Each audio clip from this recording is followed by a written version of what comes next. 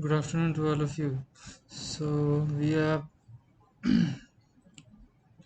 midway through the electronic spectroscopy now, and in the last class we have discussed this Frank Condon factor, and the two major takeaways from yesterday's class was that if you have two kinds of diagram we can imagine: displaced excited state with respect to the ground state, and the second non-displaced excited state. So in the two cases, you have the spectrum will appear something like this. In case of displaced excited, there is always the maximum uh, intensity will be observed for some different values of the vibrational quantum number in the excited electronic state, such as here in 0 to 2. If there is more and more displacement, there will be this number will go up. Okay अगर जो picture में दिखाया गया है left hand side में उससे उससे भी ज़्यादा अगर डिस्प्लेस्ड होगा जो पोटेंशियल वेल है ऊपर वाला, in that case there will be even greater. You may have 03 may become the most intense transition. So it is the relative displacement with respect to the ground electronic state, excited state. So in that sense we are able to calculate for this how much, at which point we will get the maximum intensity. And the extreme case is that if you reduce the displacement is zero, it is the position of this is same as the ground state. In that case the maximum overlap of the wave, look at the profile of the wave functions that we have here, and then we draw a vertical line, you will find the maximum overlap with this. So 0 to 0 transition is the most probable, most intense, but in the previous case when it is displaced, it is the overlap will occur with a vibrational state which is having a higher quantum number. Okay, and so this was the thing that we discussed, and the same thing was quantified through Frank calculation of the Frank Condon factor. For the 0 0 transition we had calculated and found that the equation that turns out to be so R and Re prime. So equilibrium distance, if you compare uh, for the two cases that are with the Re and Re prime that you see, this is for the ground state and this is for the excited state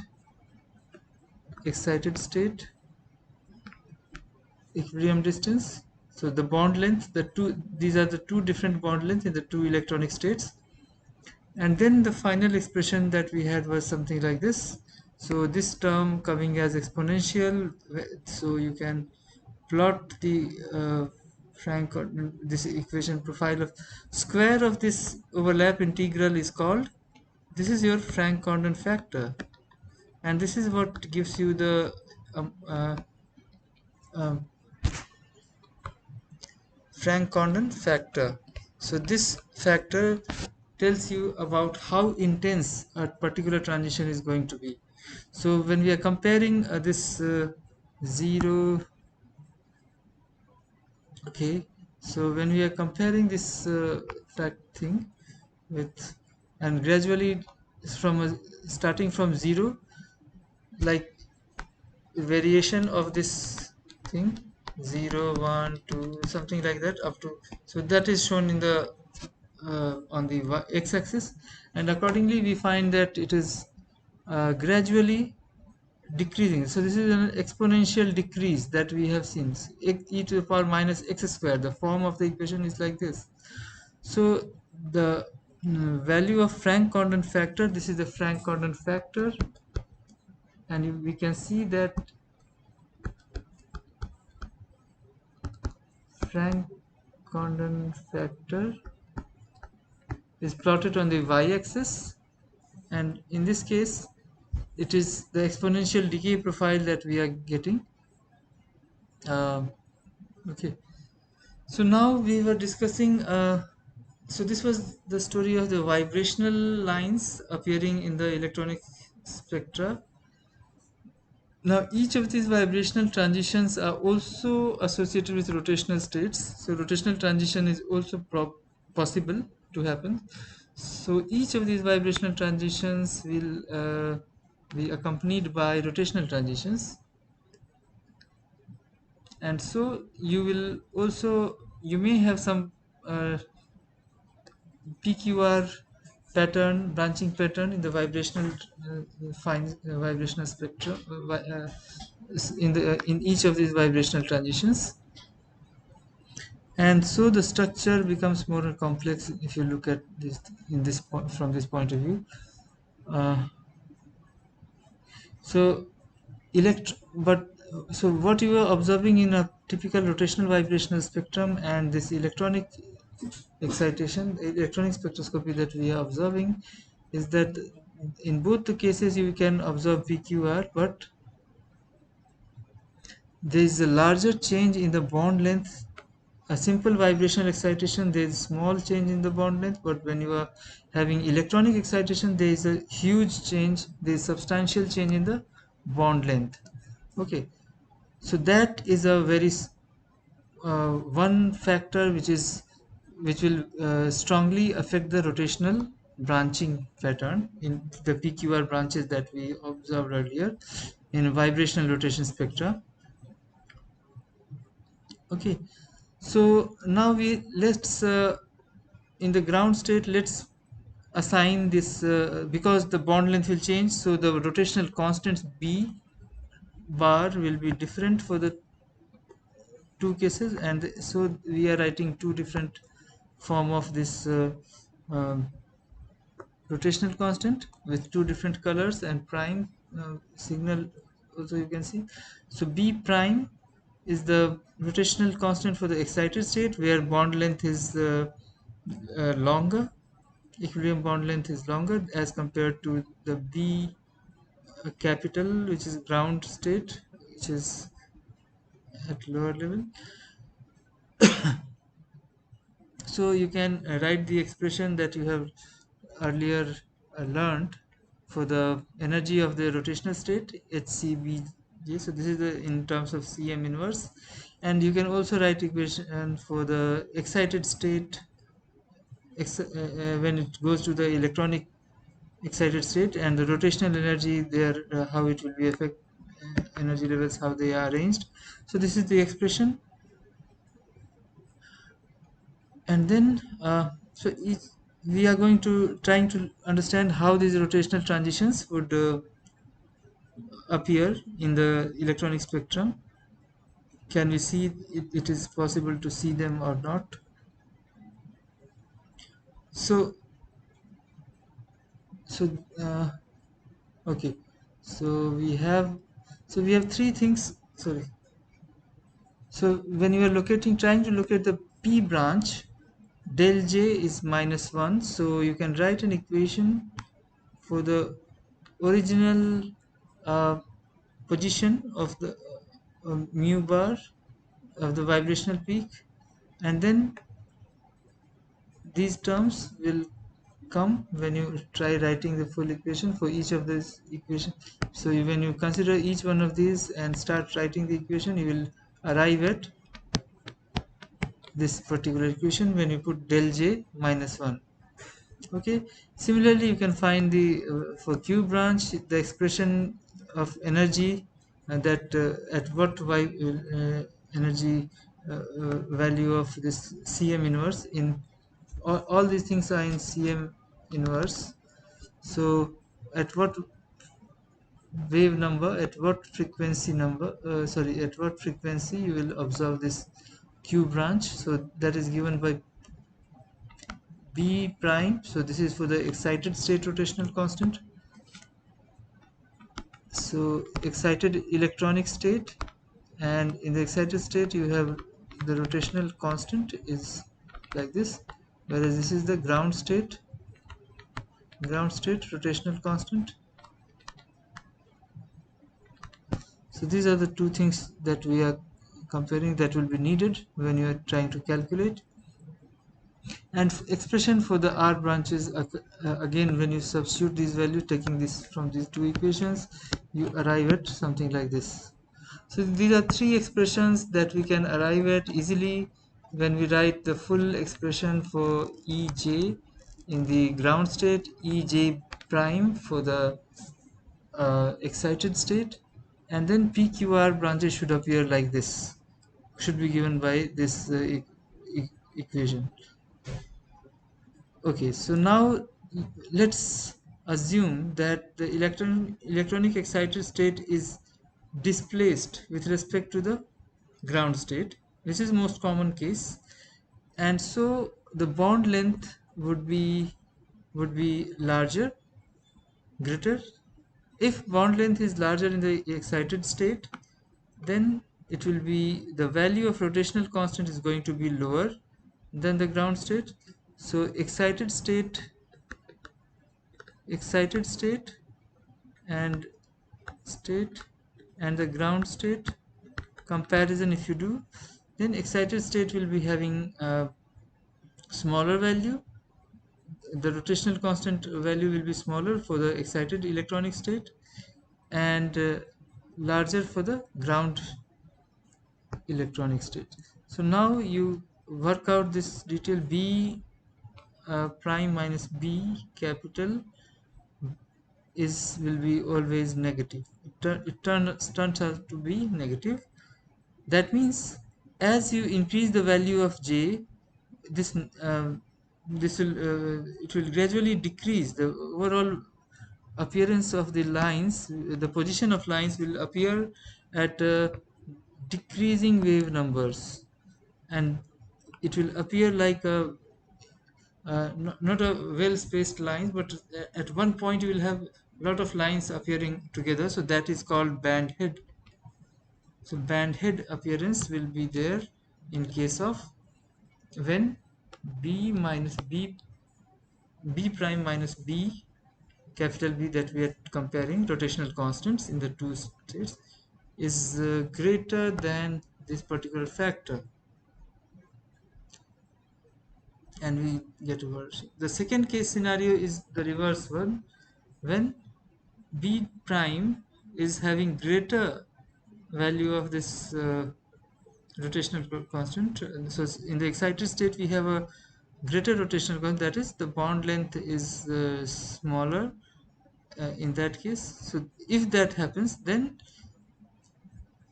look at this the equation that we have.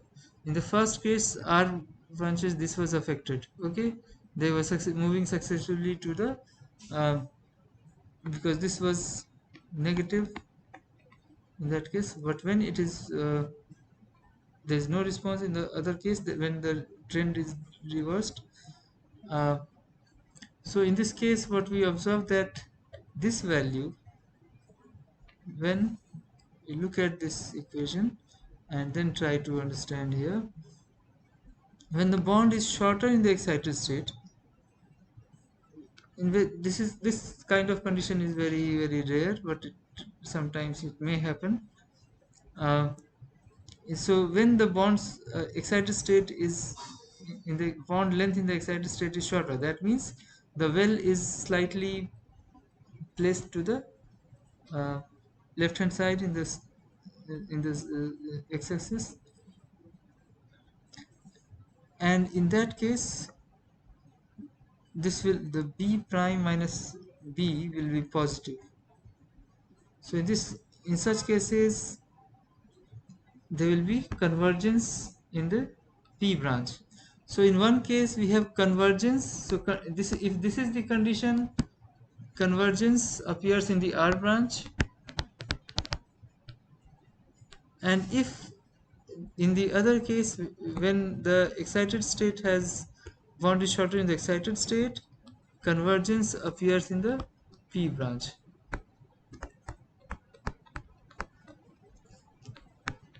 Convergence of these lines. In absence of such an effect, they would have appeared at equal, almost equal distances.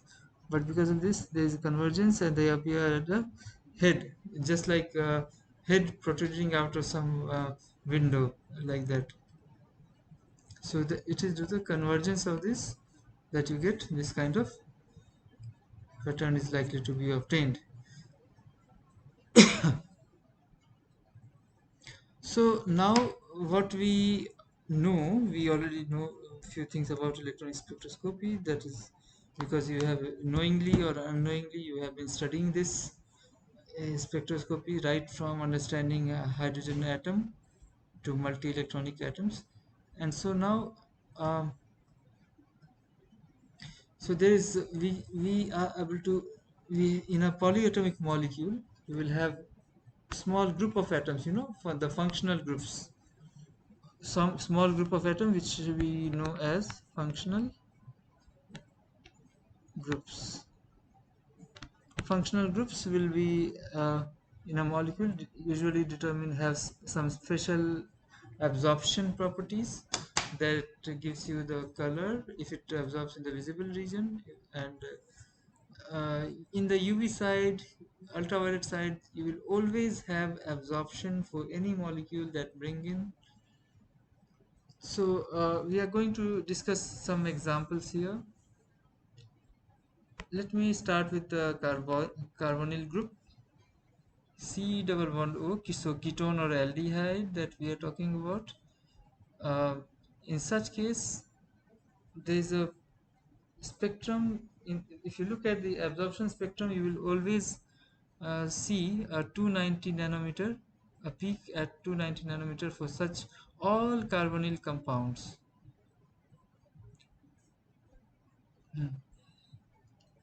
290 nanometers, 290.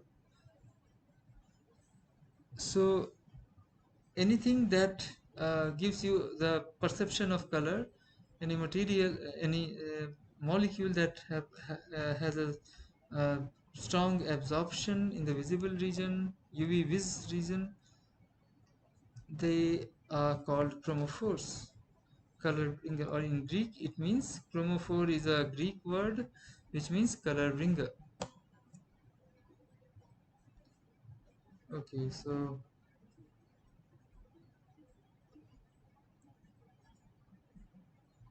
sorry, I just I'm sorry, so I just what happened, where was that?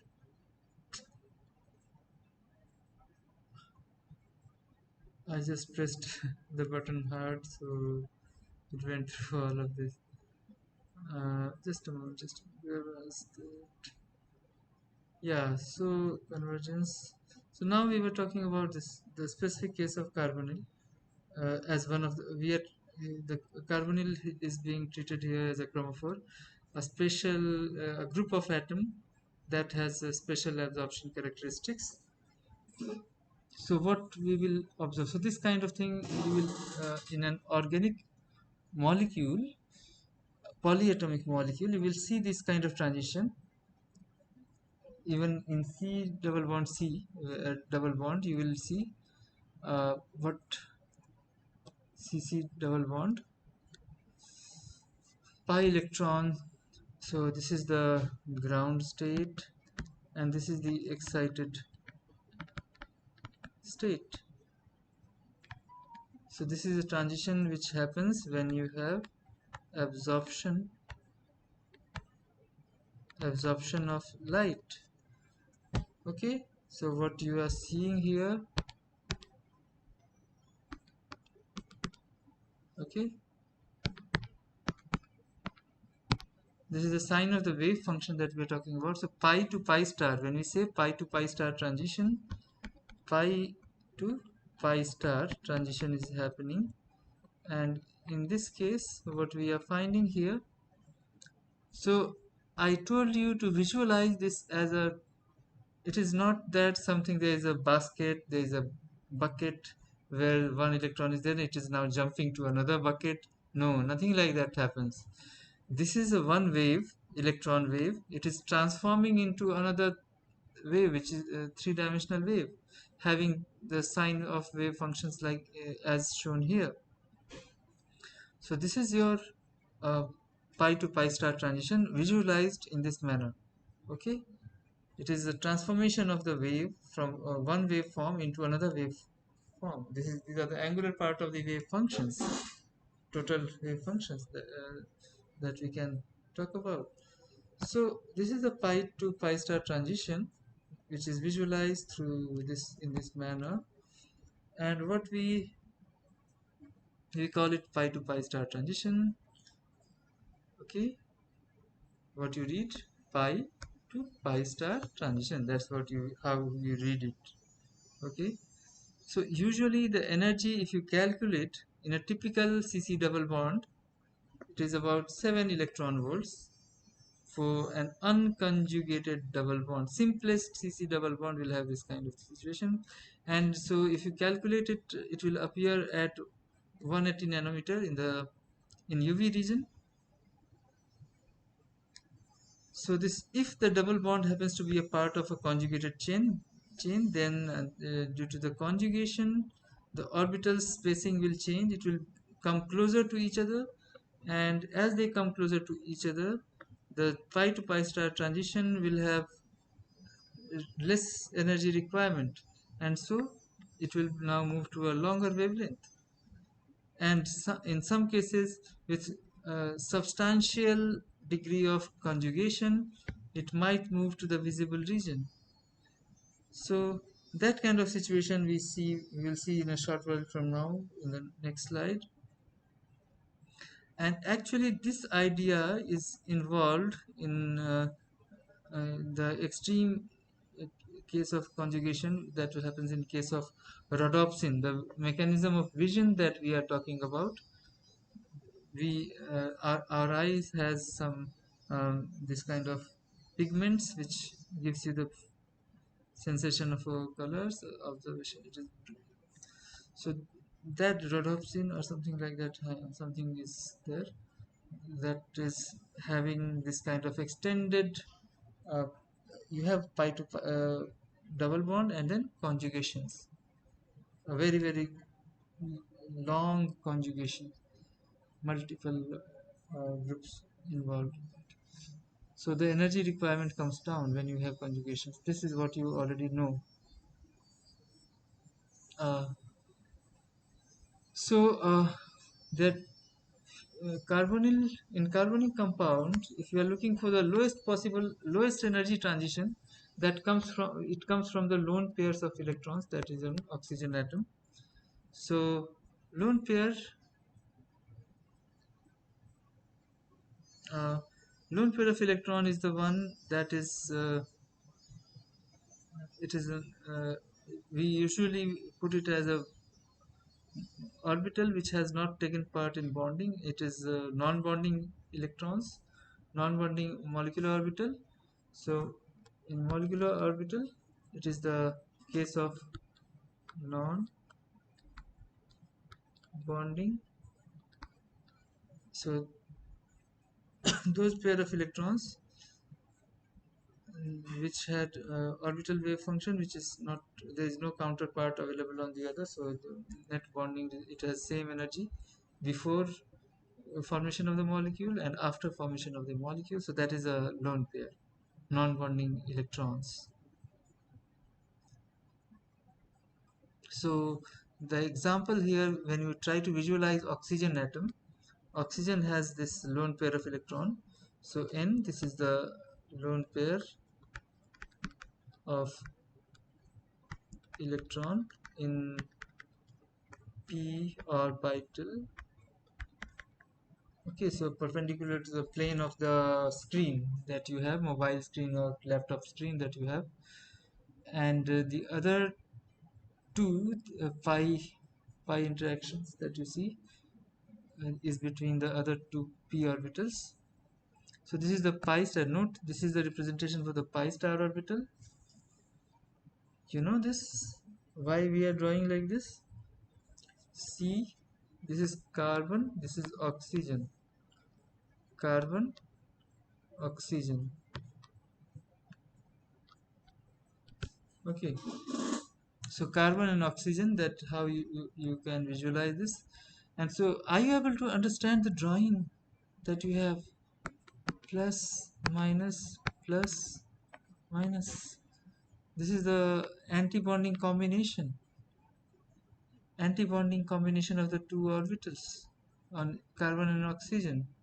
Are you able to visualize, sorry, are you able to understand why this p orbital has been drawn bigger? See, on carbon we are drawing bigger and smaller on the other oxygen. So you have already studied these things in the first semester itself. You try to answer my question in the next class. Okay, if you so you must understand the bonding, what happens, right? A pi star orbital will have greater contribution from the orbital which is lying higher in energy. So carbon has a, if you visualize pi orbital, that will have greater contribution from oxygen, so that will be drawn bigger in that case. याद है आपको?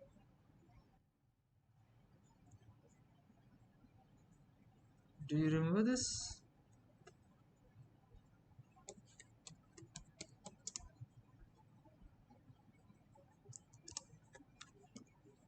Do you remember this? No? Where is this? Let me take a pause. So do you remember this? This is the point, that this is your pi orbital MO, and this is the pi star MO, pi star molecular orbital. So pi star molecular orbital has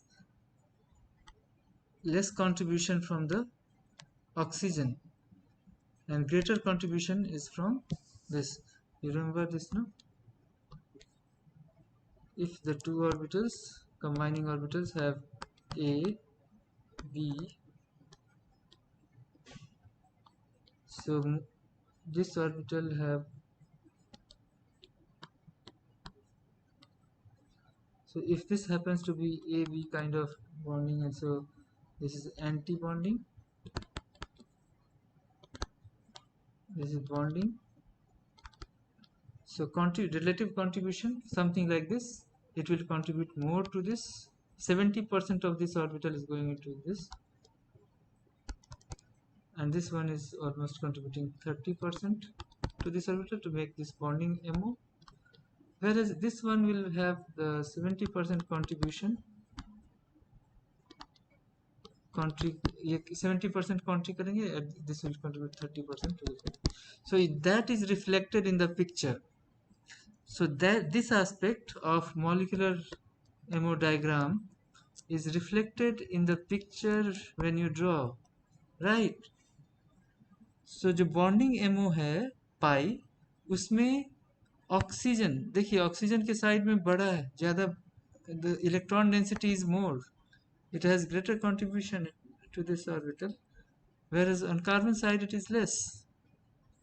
Normal molecular orbital you draw like this, simple case, but in this case it is, because the two atoms are different, one is having greater number of protons, another one is less number of protons, so the bonding MO will have greater contribution from the more electronegative atoms, because it has greater number of protons, so there is more attraction, it is contributing more. And that was, so we are discussing the transition to pi star orbital, right? Pi star, this one, which has less contribution from the oxygen atom, right? Carbon has a greater contribution, so this is your carbon, this is your oxygen, something like this is happening. Okay, so if you remember this thing, okay, the same thing is being discussed through pictures here, what I was telling you. So now you understand why oxygen and C, when you are drawing it, we show CO orbital pi to pi star transition. This is the way to show it pictorially. The other thing that is possible is N to pi star transition. which is symmetry forbidden transition. Okay, n to pi star we say. So this is another possibility that will happen. So, but this is a weaker. You get weak signal. This n to pi star transition will always be weaker, and pi to pi star that we will discuss. Yeah, pi to pi star that we were discussing earlier. This is a strong signal. You will get this. You will get more intense, or you say it is more intense. Intensity is more. Okay, it is more greater. It has greater intensity. It is more intense. So that's how we understand. Now, okay. So the energy of this n2. So what we typically know now is that for simple CC double bond, 180 nanometer or 7 electron volts. So in terms of energy, in terms of lambda, you can define this is the transition energy. So pi to pi star require more energy. N to pi star will the energy requirement is less, typically on the order of 4 electron volts or 290, which corresponds to 290 nanometer. Okay, so these are the two, and these are symmetry forbidden transitions. So it will be always weak. Weak means you will get less intensity. You will on the screen you will see a less intense signal. So these are the possibilities in a typical molecule having CC double bond. You have sigma, pi, n, pi star, sigma star. So this is the order, and these are the dotted lines and the this lines, strong lines. Sorry, the solid lines have been arrows have been drawn to indicate the different transitions that take place. So what are those transitions? From pi bonding orbital to pi star, pi to pi star. So this is the pi to pi star, this particular transition, right? And so this is already given here, already drawn here, pi to pi star. Then the next one is n to pi star. N to pi star is this one, small one.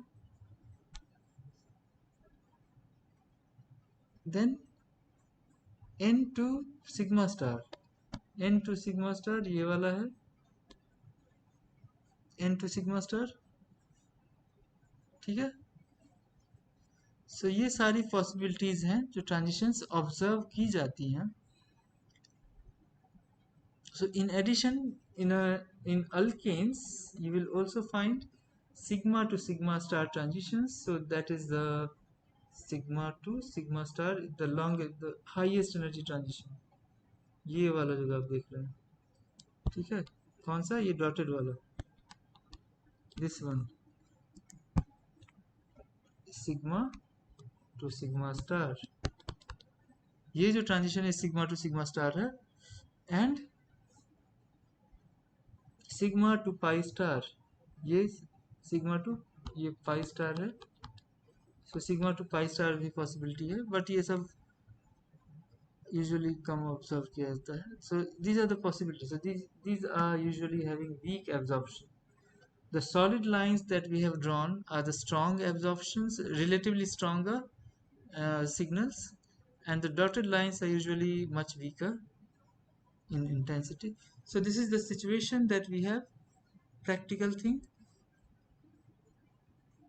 So maximum sigma to sigma star, then phi to pi star, n to pi star. Three crucial things that you usually observed in such cases. So sigma to sigma star transition requires an absorption of photon. So it is false. Normally, UV visible spectrophotometer that we have, having it has a wavelength range of 190 nanometers to around 190, 190 से लेके 1100 तक जाता है. So visible range is up to 700. So वहाँ तक आपका पूरा cover होता है.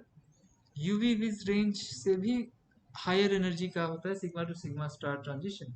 It is much higher energy as compared to other transitions. Pi to pi star and n to pi star, they occur in the UV. They occur in the UV vis region. UV vis region में आपको pi to pi star और n to pi star transitions होता है.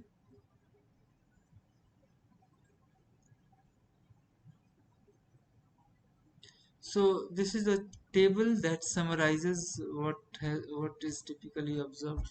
In simple CC double bond, pi to pi star transition occurs. This is the Cm inverse frequency energy expressed in terms of Cm inverse lambda 163 nanometers. This is the groups, and this is the extinction molar extinction coefficient. Extinction coefficient.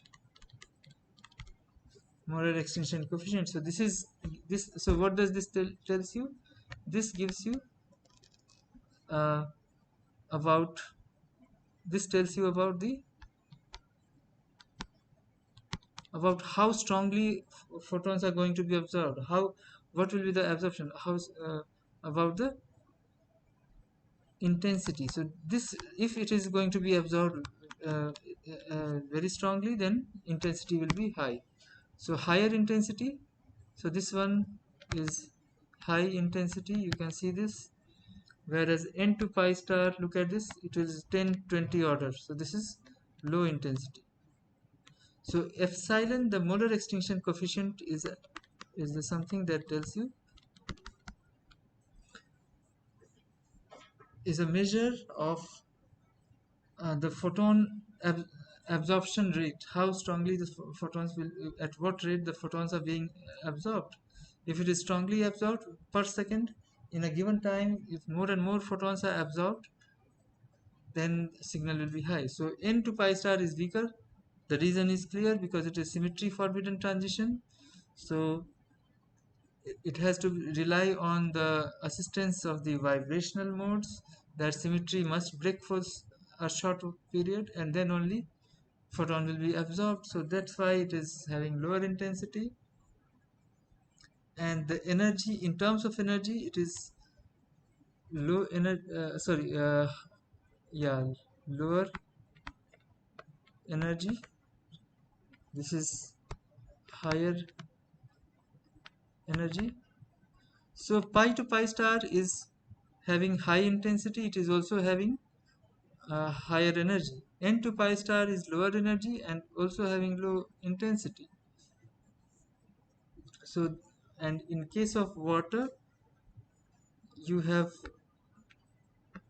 the N to pi star is slightly like this. So if you are organic chemist, this chart will be is interesting. You can find many things you can try to understand from this. Sigma to sigma star, the highest energy CH bond. Look at the CH bond, sigma to sigma star transitions. It is intense, but it appears in a far UV side, far UV region. CH3 is also, this is, so you have two types of sigma to sigma star transition. One is due to CC bond, one is due to CH bond.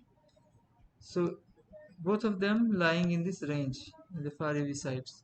Two types of sigma to sigma star transitions: CC sigma to sigma star transition, and CH sigma to sigma star transition. So CC bond is CC sigma is of lower energy, and this one is of higher energy. You can clearly see that. Then CH3OH methanol. Here it is the N to sigma star transition, a weak intense. So this is expressed in terms of epsilon, which is molar extinction coefficient. So molar coefficient 200 is very considered to be very small. Intensity is low. This is very low intensity. intensity. Then you replace, if you so the energy SS, so O replaced with S, so mercapto ethan methyl mercaptan, you can say methyl alcohol and methyl mercaptan, you can compare the two. So replacement of oxygen with sulfur, heavier chalcogen, you can see the N to sigma star transition is now has moved to uh, has become weaker, low intensity as compared to this. Energy is less. Then N to sigma star transition happening in CN bond, N to sigma star. So here again 210 nanometers like this. Then when CS3 attached to halogens, CCl bond, N to sigma star transitions. So in a number of ways you can analyze N to sigma star transitions, CO, CS, CN, CCl, like that, halogens, oxygen, sulfur. So gradually one thing that you are seeing here, as you compare Cl and iodine, chlorine and iodine, methyl iodide, methyl chloride.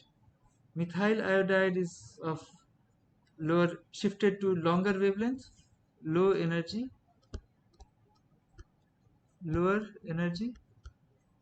Amongst the methyl chloride, methyl iodide, methyl chloride is having higher energy transitions, the same N to sigma star transition, and this one is of lower energy. Similarly, when you compare the two chalcogens, this one is having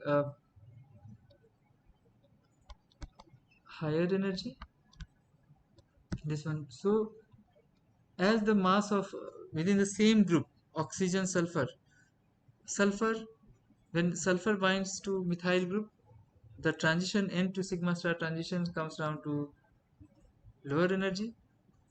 When if you are comparing the alkyl halides, then Cl to iodide, when you move from chlorine to iodine in the methyl chloride methyl iodide system, you are moving to lower energy transition. In both cases, a similar pattern can be observed for this N to sigma star transitions. Now we are moving to the next, where you have double bonds. So simplest one is this ethylene. So here the most intense. So see, the intensity is intense, high. So this pi to pi star transition is high intensity as compared to the transition that we are seeing. The values you can see, and this having high intensity that we can see here. Similarly now, so double bond, so pi to pi transition analyzed in two different ways: CC double bond, CO double bond. So now you see the difference. CC double bond 165, CO double bond simplest 187. So CO double bond is having transition which is of lower energy, and the value of epsilon is also less, that is the molar extinction. So very less photons will be absorbed, so intensity will be low. So low lower energy, low intensity. Amongst the pi to pi star transition, compare the two things. When C double bond C and C double bond O, this is what you observe high energy, 165 nanometer means higher energy. So this is how we analyze the situations. Then in the same molecule you can also see N to pi star possibility. When oxygen is there, the possibility of N to pi star transition is also N to pi star transition is also possible, but this is very very weak. See the value, very low intensity, very low intensity, and it is longer wavelength, lower energy. So lower energy, lower this thing. So this is a kind of, and now compare these two. So C double bond O. So this is C double bond S. Now replace oxygen with sulfur and see the transition moves to longer wavelength. So you see oxygen to sulfur transition, whether it was alcohol system in alcohol O to S, or in when we are analyzing this situation here for the two things. This is ketone. Uh, ketone system we are analyzing. See oxygen replaced with sulfur, and the energy from goes requirement is decreased 187 to 460 nanometer. So now the energy gap has reduced into same into pi sorry transitions, sorry to not this one, into pi star है ना, ये यहाँ चला गया 460 273 to 460. So but the signal, it's very weak signal will be observed. Similarly we can analyze for n double bonds. There also possibility of n to pi star transition is there. So so so now you should develop a habit of reading the tables बिना किसी caption के, बिना किसी added text के, can what you can understand from the table. That is very important. This kind of habit you need to develop to become a good scientist. So what we are going to understand from this chart: different chromophores. You have C double bond C, C triple bond C, C double bond O, N double bond O, and then halides. So examples are given, and you have pi to pi star transition in ethene in one hexane, pi to pi star. These are intense, highly intense things, but if you look at the ethanol, that is C double bond O, it has two possibilities, N to pi star, but this one is weak signal. So N to pi star will give you a weak signal, less intensity, and this one, the other pi to pi star transition, which appears at 180 nanometer, is more intense. It is strong signal. So you write strong signal or say it is having high intensity, both mean the same thing. Okay, so nitromethane, we have nitromethane, N double bond O. Simplest example is nitromethane for N double bond O. Here also transitions are like this: N to pi star 275, 200 nanometers for pi to pi star, and in all the cases you will see this N to pi star is very weak compared to pi to pi star transitions. So epsilon is the molar extinction coefficient, absorption coefficient, or molar you can say molar absorption or molar extinction coefficient.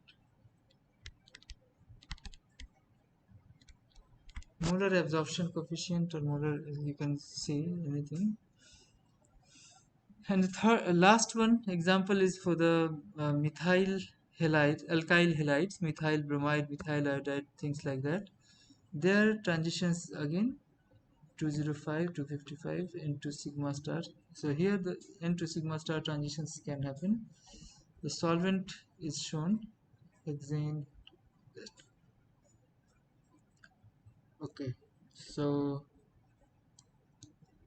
here n to sigma star is possible. N to pi star, there is no pi bond in this, so n to pi star is not possible, and that's why you see the energy is slightly coming out to be like this. So what happens? So let's take the simplest aldehyde, formaldehyde, simplest example of C double bond O, and this.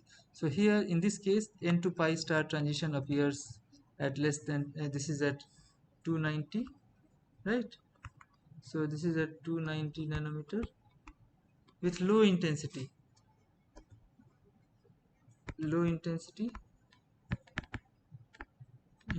or we say it has a weak. We observe a very weak signal for n to pi star transition, but we observe a very strong signal. This is around 180 nanometer, sorry, 290 and 220 something. So thoda sa idhar 220, 200, 250, 225 होगा, around 225 nanometer.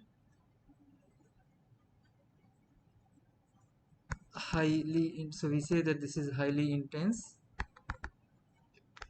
it is having high intensity, or we say that it is having a strong signal in the spectroscopy.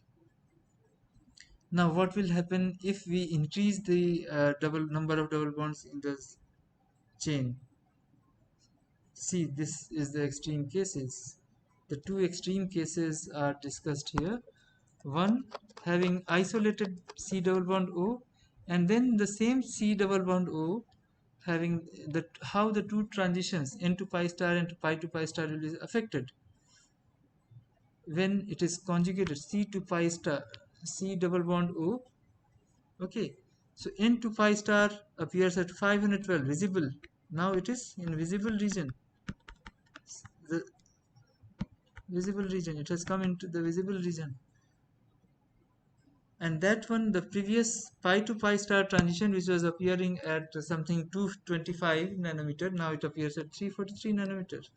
So this is the case of extreme conjugation, very strong conjugation with multiple benzene rings around this central furan ring. Sorry, this C double bond pentadienone, cyclopenta, tetraphenyl cyclopentadienone. थोड़ा सा spelling mistake है.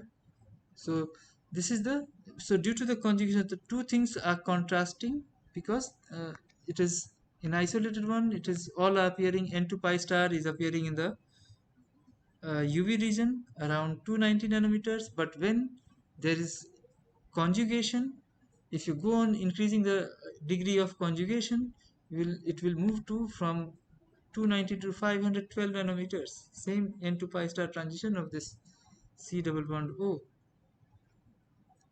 So that was one of the examples to understand the extent of what conjugation can do to the absorption spectrum for the same n to pi star transition, okay, or pi to pi transition for that matter. So normally we see when the effect of conjugation is to you get a red shift of the absorption peaks to the longer wavelength side, and a shift to longer wavelength side is always called red shift, and a shift to the lower uh, shorter wavelength side is called blue shift.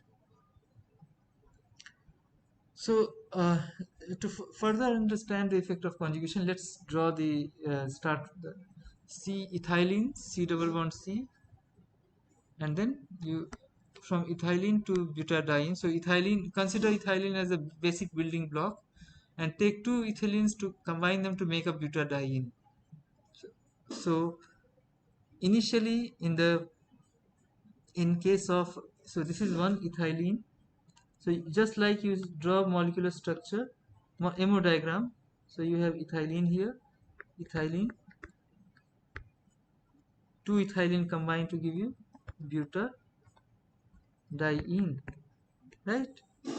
So you have this sigma 1 represents the this lowest energy molecular orbital. So ethylene molecular orbital. So bonding MOs, that is the sigma 1, sigma psi 1, and they combine in two ways: in phase overlap to give you this bonding MO and this anti bonding MO, right? This is, again you can look at the combination of the other two orbitals of the ethylene. So you have these two MO, ethylene MO, ethylene, and this is the butadiene. When you combine the two, you get butadiene. So in phase combination, out of phase combination, you can do both, and then you get sigma 3 star, sigma 4 star, sorry, psi 4 star. So these are the bonding anti-bonding combination. In phase overlap of the two molecular orbitals, out of phase or combination of the two molecular orbitals. So bonding anti-bonding, this is what you get, right? So let me rub it off. Let me rub it off. Okay, done. So these are the transitions that we see now. That earlier when it was ethylene, only ethylene, this was the transition that was possible, sigma 1 to sigma 2 star, right?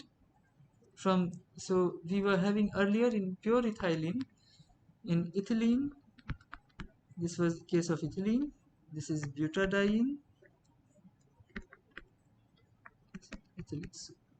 So just like you were drawing a hemodiagram for oxygen O2 and showing the two things. Similarly, we are taking ethylene on the we are combining two ethylenes to make a butadiene, and we can, in a similar pattern, we can draw the hemodiagram.